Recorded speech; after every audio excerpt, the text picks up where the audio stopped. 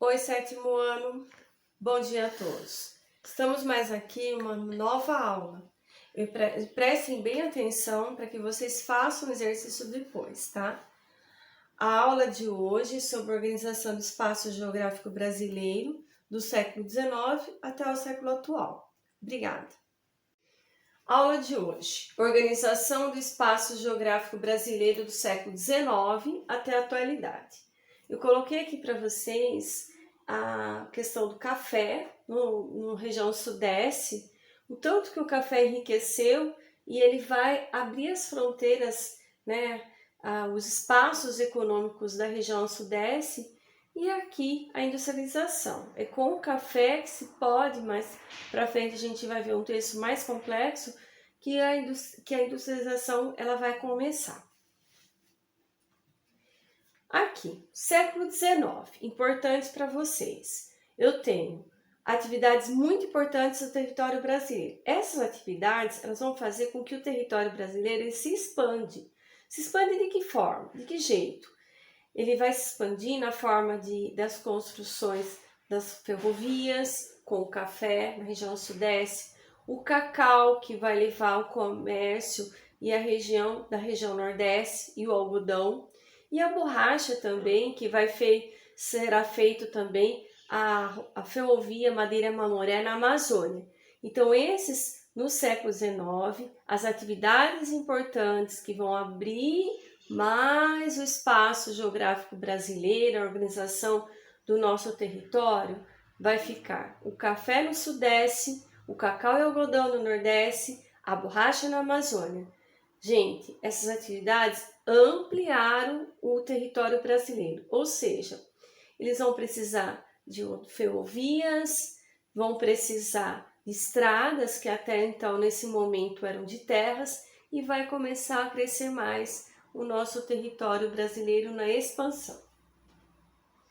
Eu coloquei aqui uma imagem de uma produção de café na região sudeste, mão de obra imigrante, também vai ajudar a trazer mais população.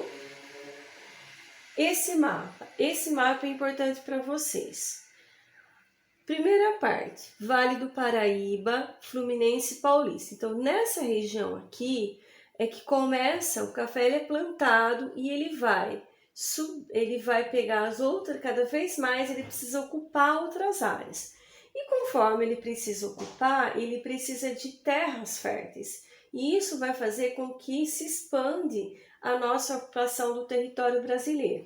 E essa ocupação também vai levar às estradas de ferro, porque o café ele precisava.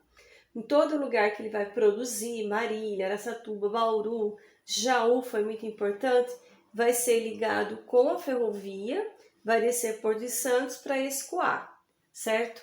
Então aqui a importância do café na região sudeste.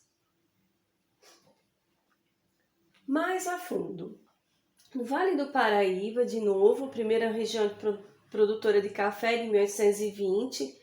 Aí, nessa parte verde, juntamente com Bauru, região de Torrinha, essa região ela vai ser produtora de café. E aqui também no Oeste Paulista. Cada vez mais o café ele vai precisar de estradas de ferro e vai acontecer o quê? Para escoar esse café para ser mandado para o Porto de Santos para exportação. Essa é a importância do café para a ocupação do território. Aqui, produção do cacau no Nordeste. Aqui é Ilhéus. Ilhéus cresceu muito por volta dessa época, porque produziu os casarões onde tinha muitos produtores de cacau, que enriqueceu, fez fortuna nessa região do Nordeste. Aqui, muito interessante essa imagem, que são rolos, né? Que são rolos de borracha curtida, defumada, que essa produção de borracha era destinada à exportação. Notem aqui nesse canto um vagão de trem. O trem, então, a borracha ela servia para a escoação de produção para levar para exportação, trouxe muita riqueza e ajudou a ocupação do território brasileiro. Século XIX e início do século XX. o que nós temos aqui? Os limites do território brasileiro, eles vão começar a ter uns acordos tratados de fronteira. Ou seja, o Brasil, os traçados que nós temos hoje, alguns foram acordos fronteiriços com outros países, que nós vamos ver agora. Última parte. Nesse acordo, eu coloquei aqui para vocês várias localidades e vou chamar atenção no acordo bilateral entre dois países que o Brasil fez com a Bolívia e que o Acre ele passa a ser incorporado no Brasil a partir de 1903. Nesse acordo, o Brasil ganha esse espaço, né, que é o território do Acre, que foi um acordo bilateral.